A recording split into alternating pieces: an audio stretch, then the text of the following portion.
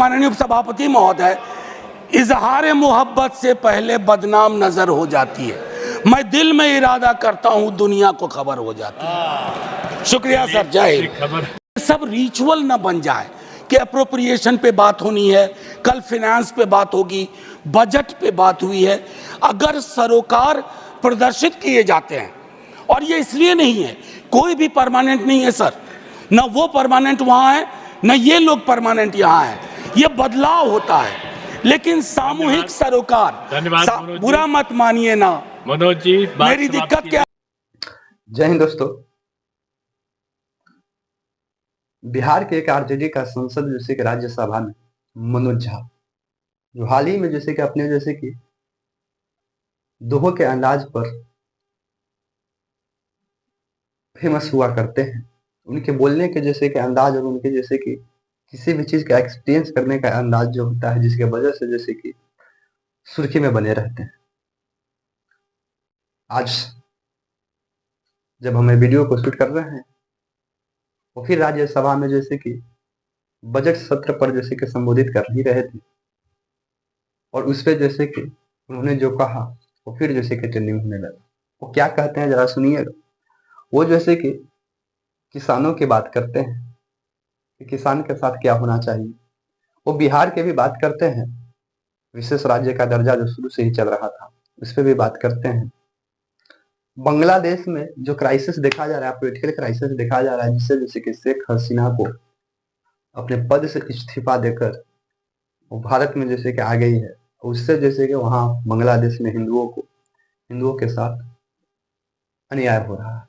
वो सारी चीज भी जैसे कि आज अपने राज्यसभा में मनोज झा जी रखते हैं, और अंत में जैसे कि एक अद्भुत जैसे कि शायरी भी बोलते हैं, जो आप सुन सकते हैं, जो आप इस वीडियो में आप देखने की कोशिश करिएगा। मनोज झा अपने जैसे कि बात को बोलने में बेखूबी जैसे कि पीछे नहीं हटते हैं। सब कोई का जैसे कि अपना अपना जैसे कि बोलने का तरीका होता है, उसमें जैसे कि मनोज 5 मिनट है, वाला नेता नहीं। थोड़ा अप्रोप्रिएशन आपसे 1 आध मिनट का कर लूंगा। अप्रोप्रिएशन बिल पे माननीय वाइस चेयरमैन साहब, अब क्या कहूं, आदत से भी लाचार हूं। वित्त मंत्री साहिबा है नहीं, शायद एमओएस वित्त मंत्री होंगे। मैंने पहले भी बजट वाले अपने इंटरवेंशन में कहा था कि बजट बनाने वालों को आर्टिकल 39 सब क्लॉज सी के बगैर बजट नहीं बनाना चाहिए। अब ये आंकड़ा हमारे देश में कमोबेश सभी के पास है कि 10% लोग 78% तकरीबन संपत्ति पर उनका अधिकार है। क्या हमारे देश में प्रियम्बल के मद्देनजर ये व्यवस्था नहीं हो सकती कि 1% सुपर रिच को टैक्स करने का प्रावधान करें, ताकि हमारी बाकी नीतियां सुचारू रूप से चल पाए, हमारी प्राथमिकताओं में जो समूह है उसके लिए हम काम कर पाए। मेरी दूसरी गुजारिश आपके माध्यम से होगी कि पूरे देश में एक ललक है, एक आग्रह है जातिगत जनगणना के लिए, जिसके माध्यम से हमें ये पता चलेगा कि कौन कहां खड़ा है या कौन कहां बैठा हुआ है। फिर हमारा बजट प्रभावी होगा, क्योंकि हाल के दिनों में हमने देखा है अपने पड़ोस के एक देश में लोग बाकी कारकों के अलावा जो लोग आर्थिक प्रगति में अपना चेहरा नहीं ढूंढ पाए, वो सड़कों पर उतर आए और सत्ता बदल के रख दी। मैं समझता हूं हम लोगों को प्रिवेंटिव स्टेप्स लेना चाहिए। कृषि और कृषि कल्याण के संदर्भ में मैंने बजट में जो बातें कही, उसके बरक्स में कहूं, छोटी जोत का किसान और भूमिहीन मजदूर वो हमारी प्राथमिकता में आए, और उसके लिए सच्चे सरोकार से हमारी कोशिश हो। इंटर्नशिप की व्यवस्था की गई है।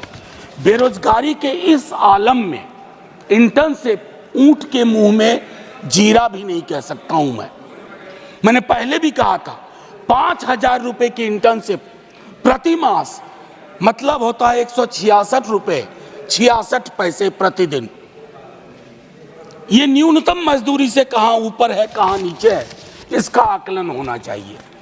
मनरेगा को लेकर के दृष्टिकोण साफ होना चाहिए। मेरे कलीग दिग्विजय जी भी बोल चुके हैं, 86,000 करोड़ आपका ये रिवाइज एस्टीमेट से भी कम है। और इससे 3 तरह की चीजें होंगी। मांग पर असर होगा, अच्छे एसेट्स का निर्माण नहीं होगा, पेमेंट डिले होगा। इसको रिविजिट करने की आवश्यकता है। लेबर अनएम्प्लॉयमेंट में आप एलोकेशन देख लीजिए। मैं जानता हूं संगठित क्षेत्र में एम्प्लॉयमेंट का सिचुएशन सैचुरेशन पे है सर, मशीनीकरण हुआ है, लेकिन असंगठित क्षेत्र में समायोजन की अभूतपूर्व क्षमता है। जो हम एमएसएमई कहते हैं ना सर, उसमें खास करके माइक्रो और स्मॉल पर हमारा फोकस ज्यादा होना चाहिए, ताकि बेरोजगारी का जो ये विकराल जो एक मंजर है उसको हम एड्रेस कर पाए। सर, आज से कुछ बरस पूर्व ले जाऊंगा। आज जब मैं आपके समक्ष आ रहा था सदन के लिए, हमारे घर पे कूली बंधुओं का एक समूह आया। उन्होंने अपनी एक मांग रखी सर। एक कुली नाम की फिल्म देखी होगी आपने भी, क्योंकि हमारी आपकी उम्र में कोई खास फर्क है नहीं, हम सब उस फिल्म को कई बार देखे। वो जो कुली की संकल्पना थी, आज उनकी हालत क्या है सर? सुविधा के लिए बैटरी रिक्शा आ गई है, मानता हूं, एस्केलेटर लग गए हैं, सुविधा बढ़ी, मानता हूं, लेकिन सर उन कुलियों का तकरीबन 20,000 कुली है।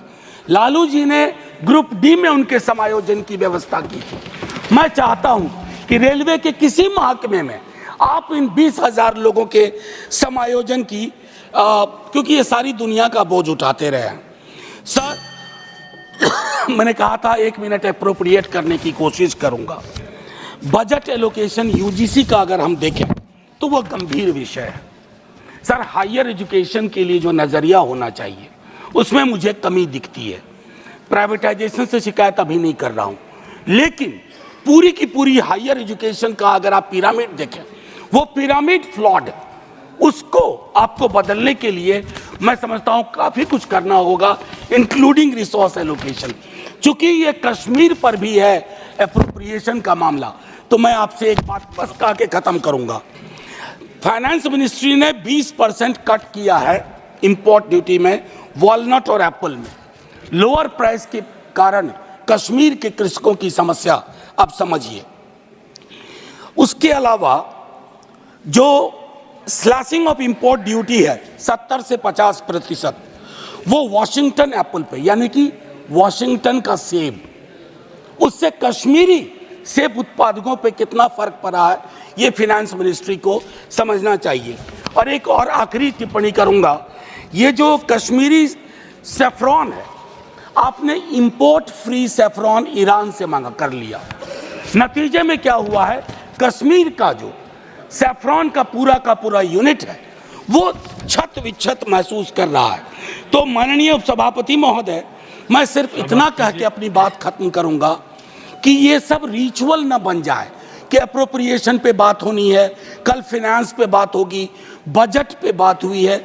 अगर सरोकार प्रदर्शित किए जाते हैं, और ये इसलिए नहीं है, कोई भी परमानेंट नहीं है सर, न वो परमानेंट वहां है न ये लोग परमानेंट यहाँ है, ये बदलाव होता है। लेकिन सामूहिक सरोकार, बुरा मत मानिए ना मनोज जी, मेरी दिक्कत क्या है माननीय उपसभापति महोदय, इजहार मोहब्बत से पहले बदनाम नजर हो जाती है। मैं दिल में इरादा करता हूं, दुनिया को खबर हो जाती है। शुक्रिया।